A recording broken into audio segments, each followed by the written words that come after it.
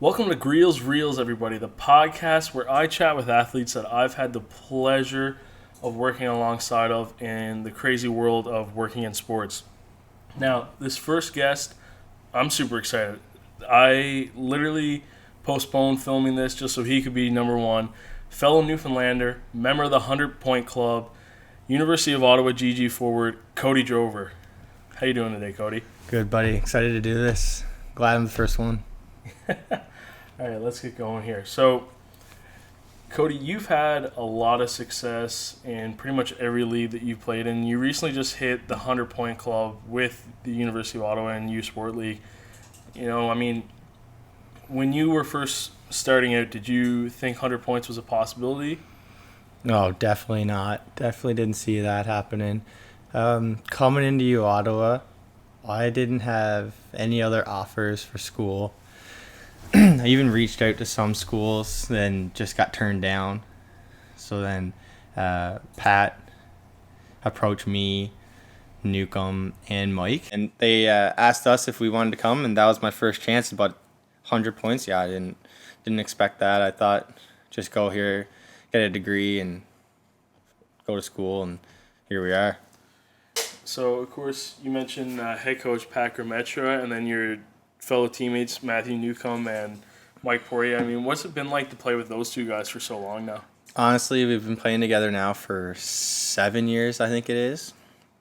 It's just crazy, when we were playing in DEP, Pat approached all three of us, and it was almost like, yes. Like, we were all together, actually, when he called us, and we were all like, yes, like, almost instantly. Like, just to get the chance to play with those two guys again was, like, without a question, because, like, two of your good friends you play with for 3 years, and then you get a chance to play four more. It's like, sure, I'll play 4 more years with two of my good friends, and honestly, it's been a hell of a ride so far at U Ottawa.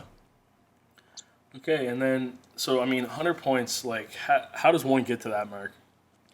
I think for myself, it's been good line mates. Yeah, a mix of good line mates and just working hard, honestly. I had a couple of good off seasons where Zach Yantha, our strength and conditioning coach, really worked hard at getting better on ice through off ice conditioning and whatnot. So that, and then just good line mates. I've had unbelievable line mates like Dingo, Kevin Deming. He's just a pure goal scorer. Like, he gets open in the slot. He's always asking for the puck, so it's hard not to pass it to him. And then you got Eric Locke, I've played with, drafted in the NHL, pretty good. And then Jacome and Mongo this year. We've been playing with Mongo a bit, and Mongo is so fast and so shifty. And like everyone I've played with has just been like, I feel like they've made me better.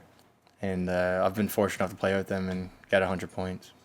Yeah, so you just rhymed off a bunch of your teammates, and it wasn't just like one or two guys. It was a fair bit.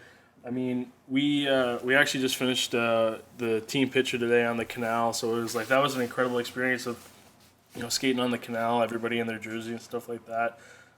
What is it about this program that just seems to recruit great players? Yeah, Pat always mentions how his main goal is to recruit just good guys.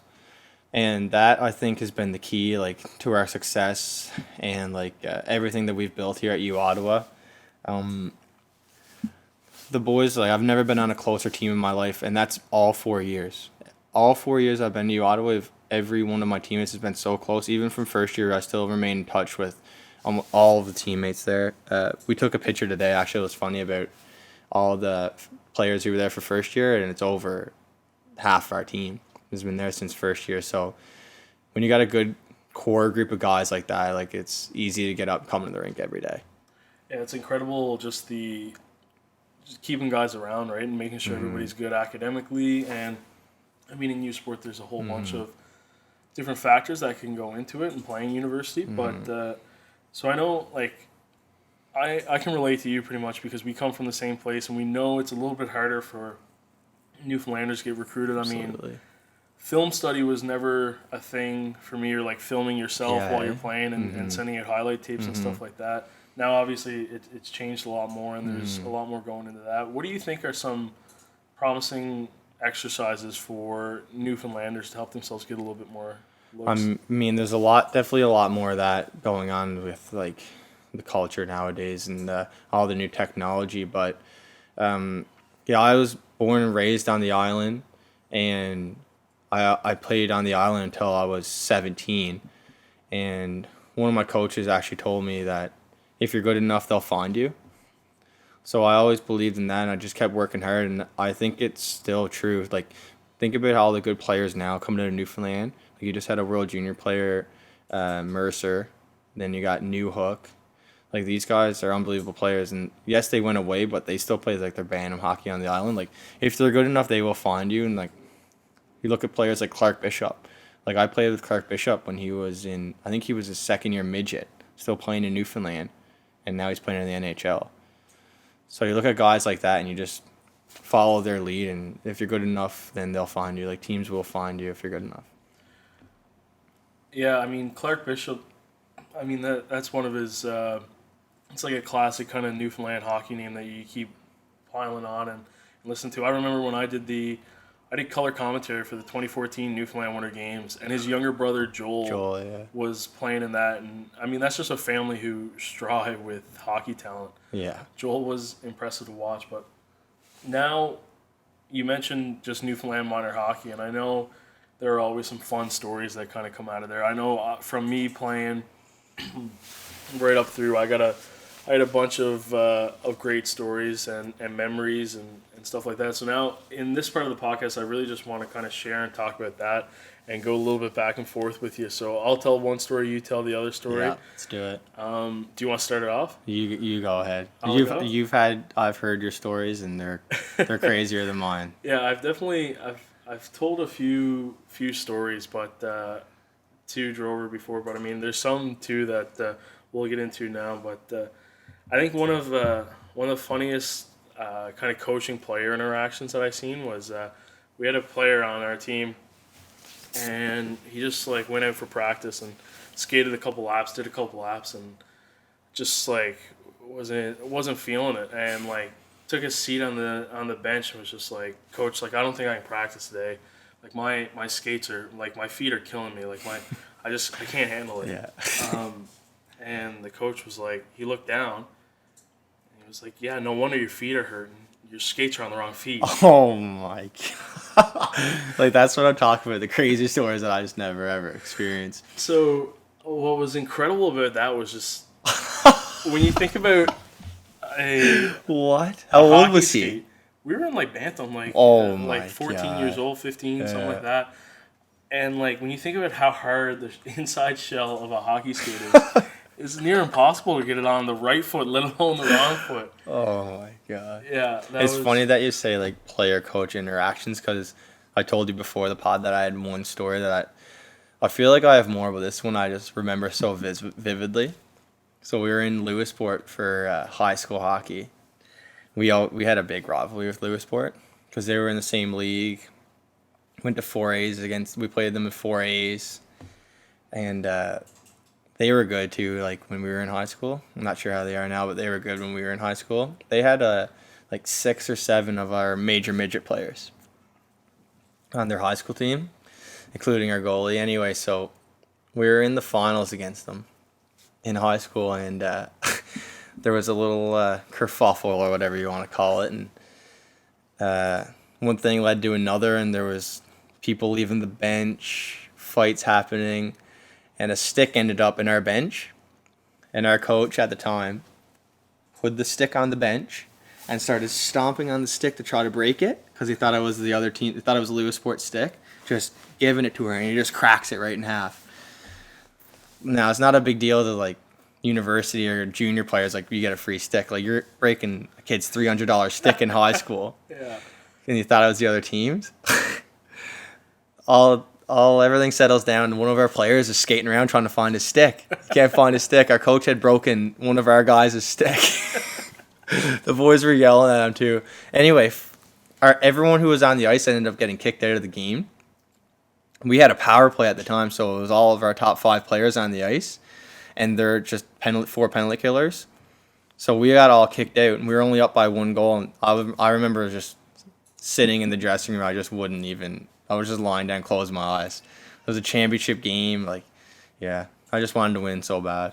That was the craziest thing I ever, like, some of the stories that you were telling me before, like, I can't even, I don't know if we were just a small, skilled team and we didn't deal with any, like, I've heard about Clarenville. We had a few characters on my team, but did you win the championship? Yeah, we did. Okay. Yeah. So that's the main thing. Yeah, our high school hockey team was actually unbelievable. We won 2 provincials, won the league twice.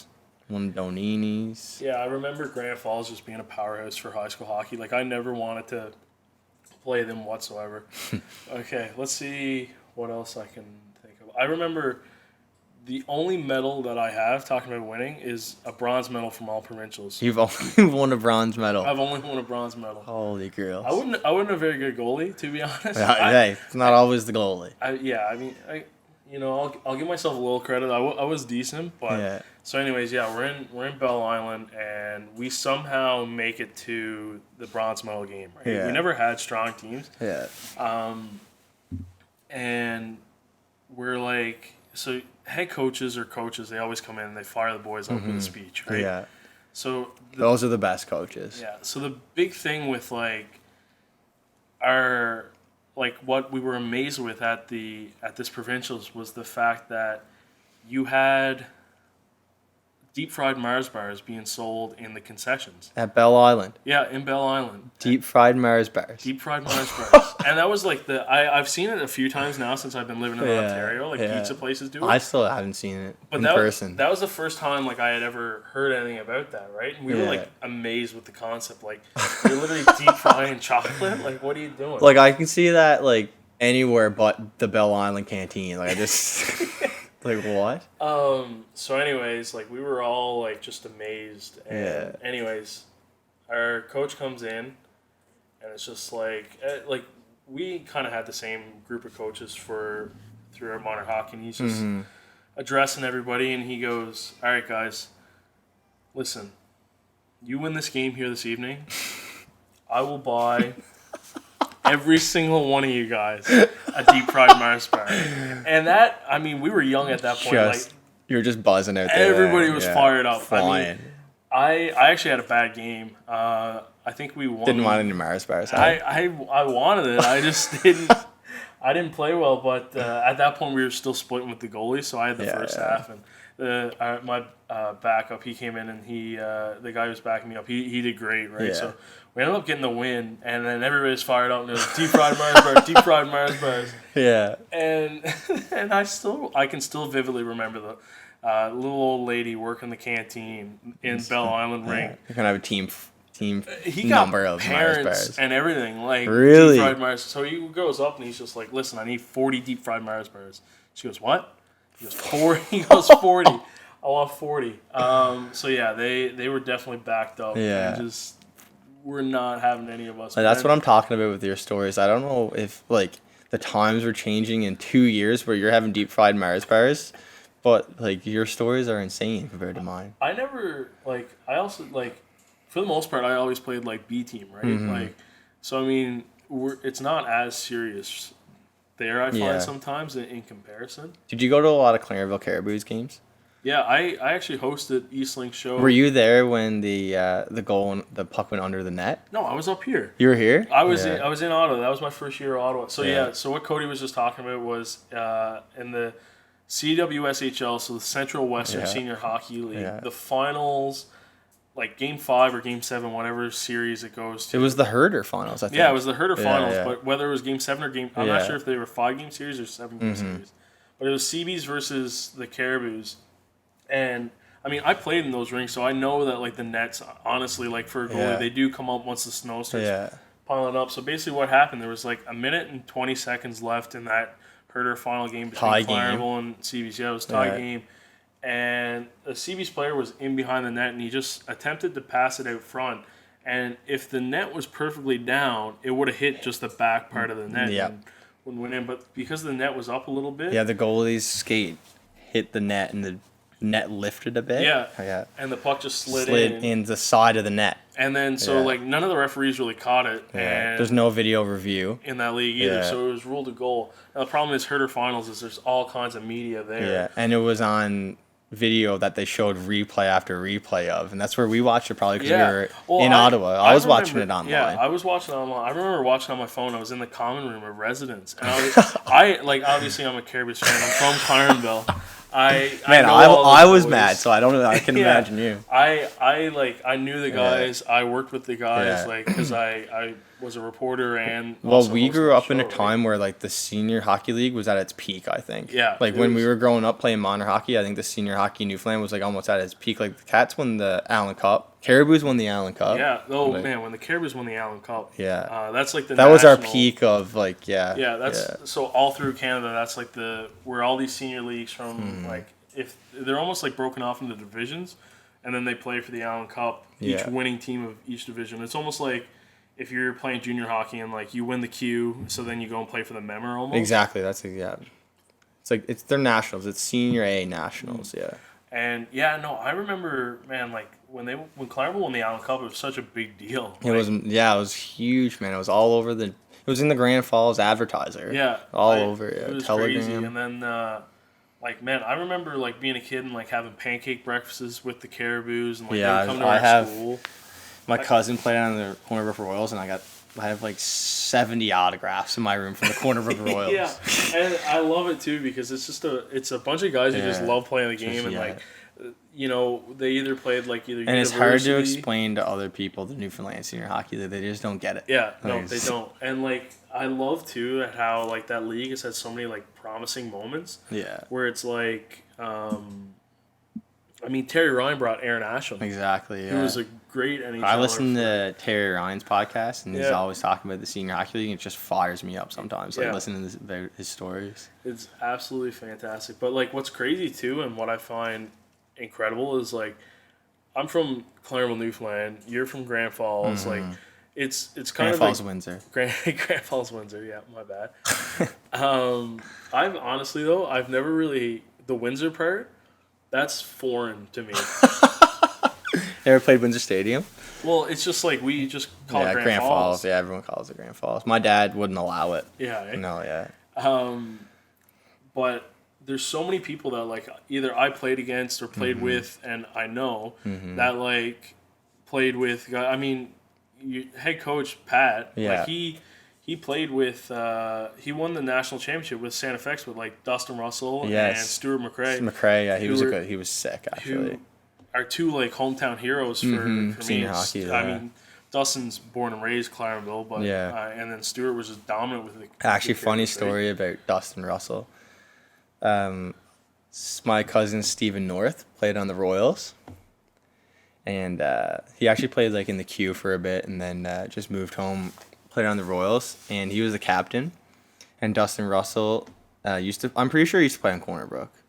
I don't remember a time where Dustin wasn't on the Caribous, but maybe. I feel like he might have been. And anyway, I know that my cousin and Dustin Russell are friends. Yeah. Because I found that out because I asked Steve.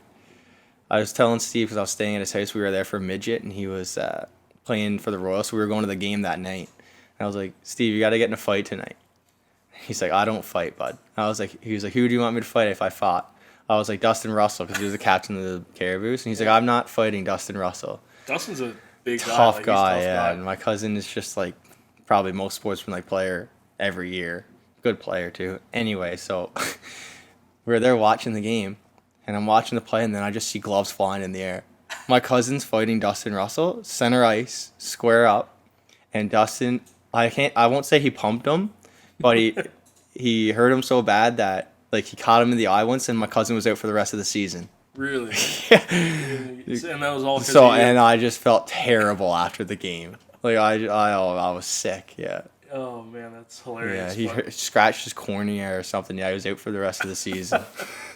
That's a rough bounce. I know. So just getting back to the relationships in hockey, and I mean, one thing when I really realized like how close hockey was. We actually just got back from Germany. Relatively, we were there in August, and we played 3 preseason games, and just like talking with some of the boys and.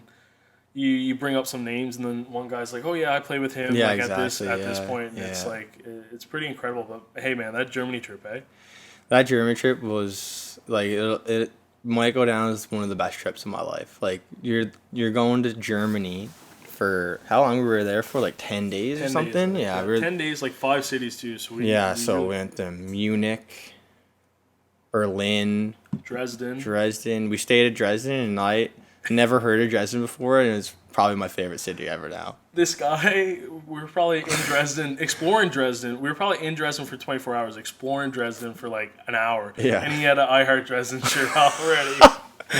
Yeah, I could not get a Dresden shirt. It was actually like that wasn't like I just couldn't believe how much fun we had there. Like, like you're going there with all the boys. Like you're gonna have fun. Like yeah, it was like even just the hockey was incredible. Hockey was unreal. Yeah, it honestly felt like we won every game after every game. I've never felt better losing a hockey game than I did in Germany. Like, just the atmosphere and like the crowd was so appreciative that a team from Canada was there. That they were cheering us after the games because they were just happy there was a team from Canada and their team won, so they're probably happy about that. Well, even the one game that we did, we won the first game, and I have video of that first game, and the crowd is so incredibly loud and motivated. Yeah. You think their team was winning, but they were actually down 3-1 at that point. Like winning or losing, the crowd is the exact same. It's nuts. Yeah. Like if you take a tripping and like the ref doesn't call it, like that's it. Then the crowd is gone. They're not like yelling like kill the guy. They're just all yelling and jumping at the same time. Yeah. Like, it's nuts. So I was talking to a photographer for one of the Germany teams. Oh, really? And he said that the reason why is because if the team is losing, it's because of the fans' fault. Like really? It's not on their team. Yeah. It's the complete opposite of North America. Yeah, that's fans like if the team is losing, it's their fault. Yeah, exactly. Everybody should be fired, right? So that was a big culture difference, right? Is that they took blame on themselves. What you can compare it to is like 100% like a soccer, like you see soccer overseas and you see their fans. That's 100% what you can compare it to. Like it was just crazy. They were jumping and yelling for 60 minutes of the game. 60 minutes they were jumping and yelling. Yeah, and when our goalie did the hand thing where he was going and the crowd was going with him, all that. I'll never forget that. Oh, I think so the other thing too, this Greels Reels podcast is also going to be brought to you with a video series as well. So we're currently making Jig's dinner. So if you hear the little alarm, our chicken is ready. That's going to be on the YouTube channel. So make sure to check out that video. If you're listening to the podcast, it's already out. We're going to do Saturday nights at 7 o'clock Ontario time for the video. And then the podcast is going to come out Sunday mornings at 10 a.m. You know, kind of like a classic Jigs Reel, kind of Jigs and Reels. You know, you listen to your Jigs and Reels and then listen to the Greels Reels. Well, you're talking to two newfies and then we're both eating Jigs dinner later today. It doesn't get any better than that. But, the Germany trip was pretty incredible, right? I had just as much fun off the ice as 100% as I did on the ice. Like, we had such a good group of guys, too. Like, it was tough to get, like, all 40 of us to, like, go in one group. So, like, we would split off in groups, and then both days we ended up in the same group, and, like, I'll never forget those days. We did everything in those 2 days. Like, we hit every check mark we wanted to see, and then some. And we had fun in between as well. 100%. I think it was funny because the trip kind of started a little bit rocky because we got to the airport and then we weren't allowed out because apparently somebody had like snuck through security to get out of the airport. Like, so as soon as we got in Germany and we couldn't get through the airport because someone snuck through security, I started to worry. Like, just so many things are going through my mind. Like, how did someone slip through security, and why are we on lockdown in an airport right now in a foreign country? Yeah, so, and that was, like, the second we got in. So we just got off, like, a 9-hour flight from Toronto to... We flew into Berlin or Munich? I think Munich, maybe. I feel Munich for sure, yeah. And I still have the airport thing, the airport tag. Yeah, and the second we got there, everything got shut down, so we couldn't. We basically just sat around for a few hours. And it had to be over 2 hours. Yeah, and the funny thing is the staff that was working there, they were like, "Yeah, this has never happened before." Yeah. So they basically settled me down a bit. That like this is the first time it's happening. It doesn't happen every day, so I was like, okay, that's. Yeah. So basically, they had to do a whole sweep of the airport, and if they found to basically be like, okay, we found him, or okay, he's not on the premises, so we can just. And I'm pretty sure it wasn't like someone wasn't trying to be like malicious. Like someone wasn't. It was just an accident that they accidentally slipped through security by accident or something. Yeah, they were like, just it walking wasn't. around. And, Yeah, it wasn't a crazy lockdown. Just we weren't allowed to leave. Yeah, no, because it's like the funny thing was that we didn't even we didn't hear anything after that, right? No, so, yeah, and we went to Dresden and checked in, and it was honestly, the trip after that was crazy. Oh, what a goal! Are we gonna talk about the hotel rooms? Yeah, go ahead. We have like if you're going to Germany, you gotta be prepared to have 4x4 hotel rooms with the beds touching each other. Yeah, it was the rooms were definitely interesting. I found it was funny. Because, did you have a roommate? Yeah, I was with Thiantha.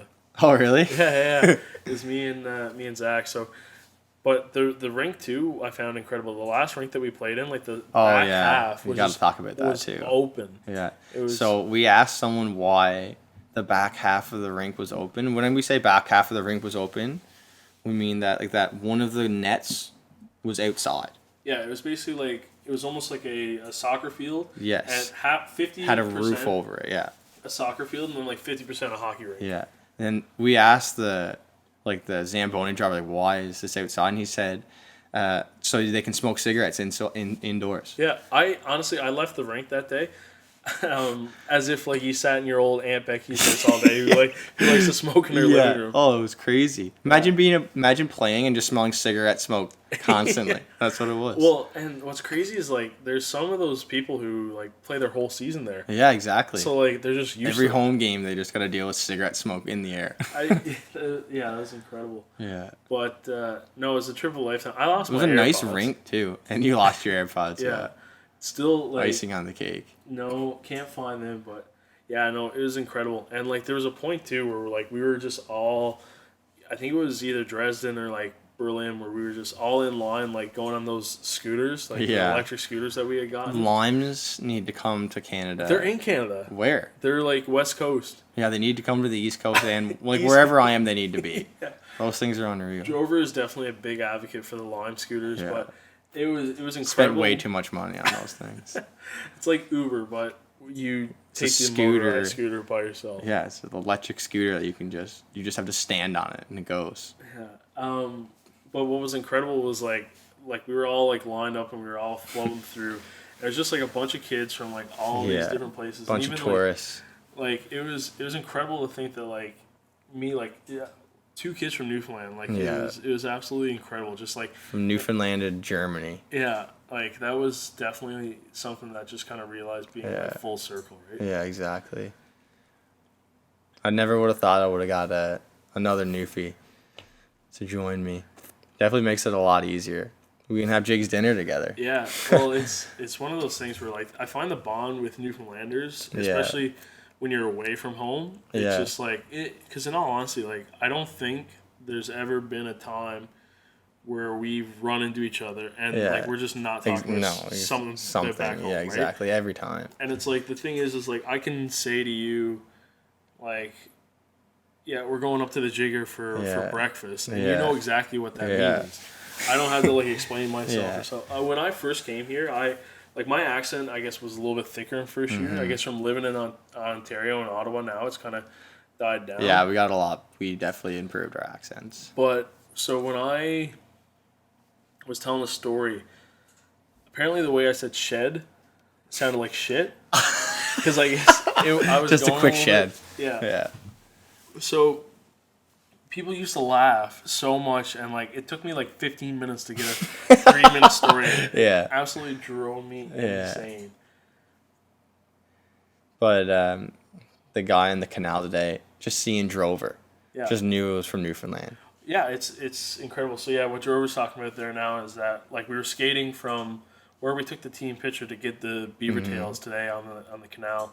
Going back to that, and there was just a kid skating, and he seen his name on his jersey. And he goes, "Drover, like, are you from around here?" And obviously Drover's like, "No." And he's like, "Oh, okay, like, where do you say his dad was from?" Spaniards Bay. Yeah, Spaniards Bay. So his dad was from Spaniards Bay, and there's just always this like sense of pride and, Yeah. and excitement. So yeah, it's honestly it's something you can't really explain. Just if you see another Newfoundlander, you're like, yeah, we know each other. Like we've been like I've known you for 10 years basically. It's just, Yeah. Well, that's honestly like in terms of like mine and your friendship. Yeah. Like I never met you before. No. And then like I found out there was another Newfoundlander Yeah. up here, and it was like. Asked me to take a picture, and now we're best buds. Yeah, yeah. So that's funny. I'll tell the story actually how we Yeah. met. I guess because Yeah. I guess I still am a like freelance writer for like the media outlets back home.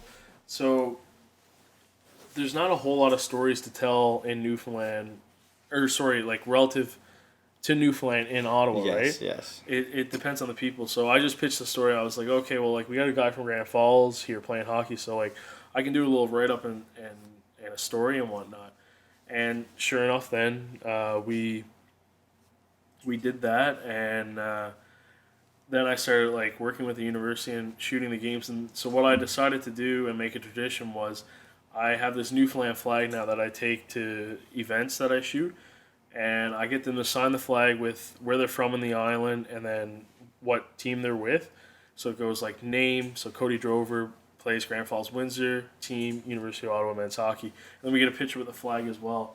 So I think we did that like 2 years ago. Yeah, it was my second year. Yeah, so Yeah. that was 2 years ago. 2 years ago, and I've yet to come across another Yeah. Newfoundlander except Yeah. last week. So I shot the CHL prospects game, and Yeah. Dawson Mercer Oh, was in- Dawson Mercer. was So was my in that name and game. Dawson Mercer's name are the same flag. Yeah, so now this is the point in the podcast where I really want to give you the platform and chat with what you want to talk about. So I know I've mentioned some things to you, but yeah, go ahead. What's the topic you want to talk about? Yeah, I was thinking about this earlier. I honestly like when we get together and we just talk hockey, like that's where we're in our prime. But yeah, I couldn't really think of anything, but I know you'll have something already rigged up, then we're just gonna go off on a tangent anyway. Fair enough. Well, there actually is one thing I wanted to talk about, which Yeah, I think see, I knew that. is well, you know, I got my list of I know, stuff I to- know, I know. Yeah. But one thing I think is just important, and I mean, what a lot of people can learn from you is you're a new dad. Yeah, I Congratulations. am. Yeah, yeah. We found out last. I feel like we found out in August. I was golfing when I found out, and then we had a beautiful baby girl in June, and it's been a crazy year, but it's been the best year of my life so far.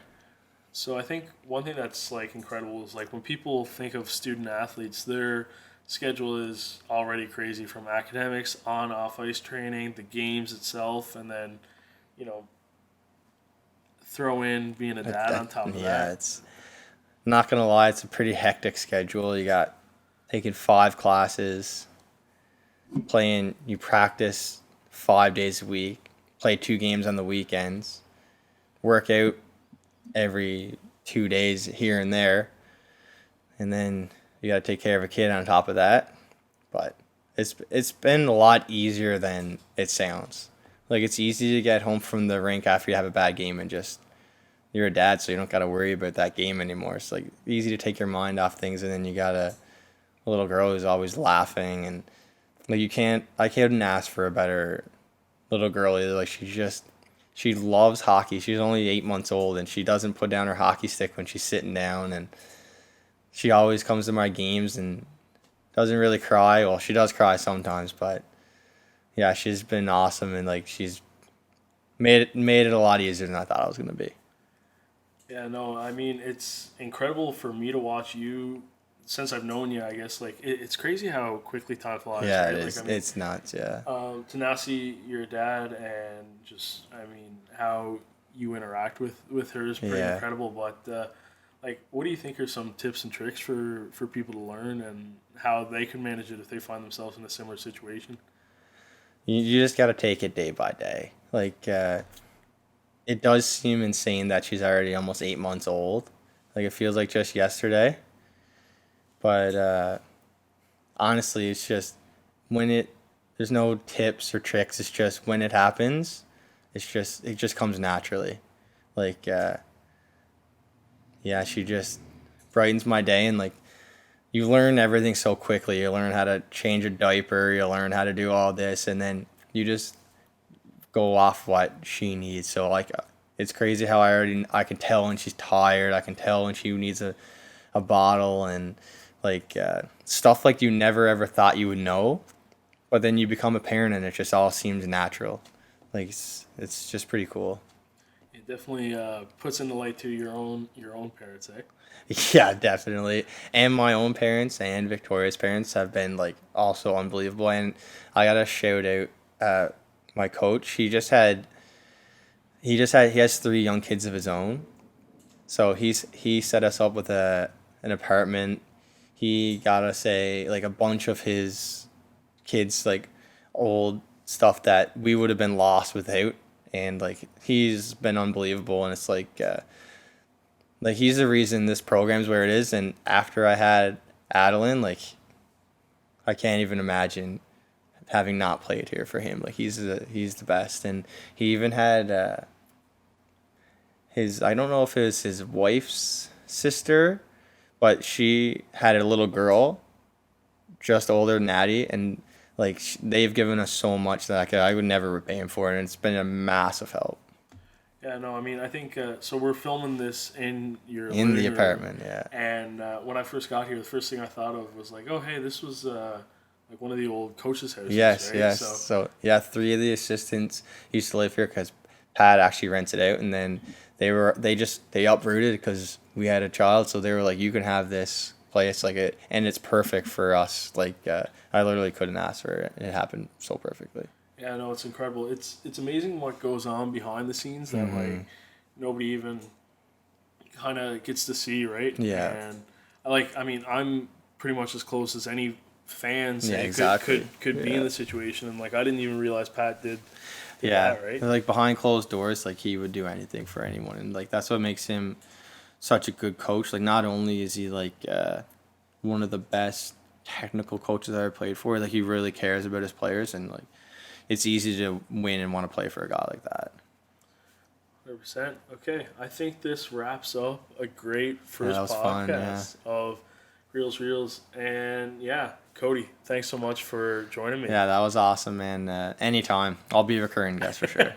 maybe we'll have Droves on as a co-host. We'll see what the reviews say and the comments, right? But yeah, wherever you're listening this to, please feel free to share it to a friend.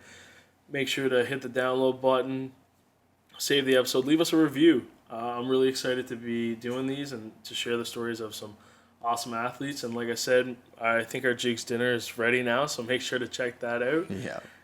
And also, I'll have Cody's stuff linked in the description, so make sure to check out his social medias and stuff like that. But yeah, this has been great. This is episode 1 of Greels Reels, sharing Newfoundland minor hockey stories with Cody Drover. All right, in the meantime, stay best kind.